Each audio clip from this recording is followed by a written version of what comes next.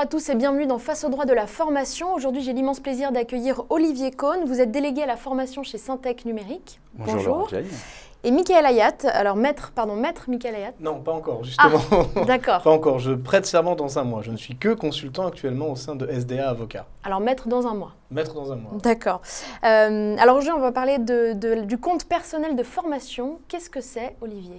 Eh bien, alors, le compte personnel de formation, qu'on appelle également CPF, est une nouveauté issue de la réforme de la formation du 5 mars 2014 et vient en remplacement d'un autre droit, un autre dispositif, qui est le DIF, le droit individuel à la formation, et qui, lui, disparaît au 31 décembre 2014.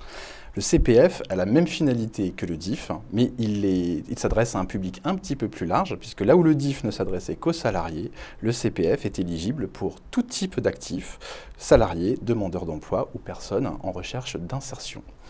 Il consiste, comme le DIF, à acquérir chaque année un certain nombre d'heures de formation à l'initiative du salarié. Et alors justement, jusqu'à combien d'heures de formation est-ce qu'on peut accumuler un salarié ?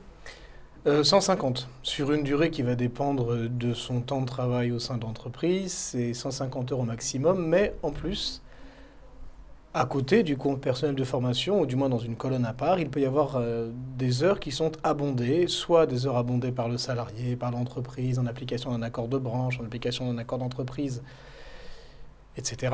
Soit des heures abondées, ce qu'on appelle, pudiquement un abondement complémentaire, mais qui est une forme d'abondement punitif si l'employeur n'a pas fait bénéficier le salarié d'un entretien professionnel au rythme auquel il doit le faire, c'est-à-dire une fois tous les 2 ans ou au retour d'événements particuliers. Et par ailleurs, il peut aussi y avoir un abondement, et d'ailleurs il y aura un abondement lié aux suites du DIF, puisque les heures de DIF acquises par les salariés vont non pas s'éteindre au 1er janvier 2015, nous ne sommes pas encore au 1er janvier 2015 aujourd'hui, c'est dans quelques jours, mais elles vont être reportées sur le compte personnel de formation pour être utilisées conformément aux règles d'usage des heures qui seront acquises sur le compte personnel de formation. Alors, vous venez de le dire, jusqu'à 150 heures pour un salarié, mais quelles formations sont concernées et surtout, est-ce qu'il s'agit de formations en relation avec son travail ou finalement pour se reconvertir ? Alors, c'est vrai que précédemment, le DIF ne cadrait pas vraiment les choses à ce niveau-là et le salarié était libre de demander tout type d'action de formation à son employeur du moment qu'il avait les heures requises en face. Sur le CPF, les choses sont un petit peu plus précisées par le Code du travail et les formations éligibles à l'utilisation de ces heures doivent figurer sur des listes. Alors, il y en a différents types. On peut d'ores et déjà citer les listes de formation transversales et multisectorielles qui peuvent permettre aux salariés potentiellement de se reconvertir ou de se former à de nouveaux métiers. Et ça, ce sont des listes qui sont élaborées nationalement et au sein de chaque région. Et vous avez également des listes plus cœur de métier qui vont concerner chaque branche professionnelle, dont celle à laquelle appartient Syntec Numérique, et qui a pour but de flécher et d'identifier spécifiquement les formations répondant au cœur de métier de chaque branche professionnelle. Et alors, qui décide dans l'entreprise de quelle formation est accordée et surtout, qui est-ce qui paye ? Ça dépend.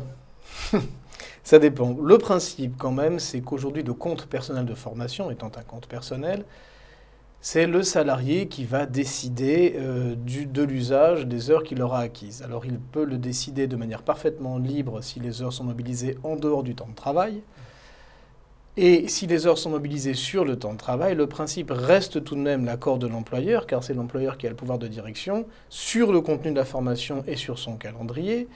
Mais dans certains cas, notamment l'usage de l'abondement que j'appelle punitif, dont je parlais rapidement tout à l'heure, ou dans d'autres cas, il peut y avoir un usage à l'initiative du salarié, au choix du salarié sur le contenu de la formation, mais pas sur le calendrier. L'employeur reste toujours maître du pouvoir de direction et de l'organisation des conditions de travail. C'est quand même lui qui peut décider du calendrier.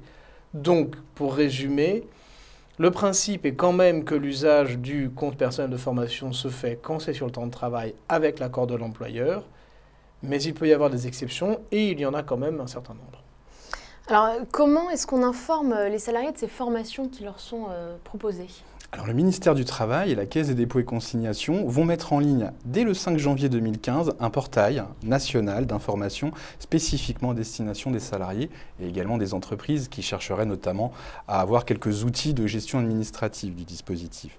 Alors, ce que le salarié devra faire dès le 5 janvier, c'est de pouvoir renseigner en ligne le nombre d'heures acquises au titre du DIF et qu'il n'avait pas utilisé au 31 décembre 2014, puisque ces heures ne sont pas perdues, elles sont transférées dans le cadre du CPF.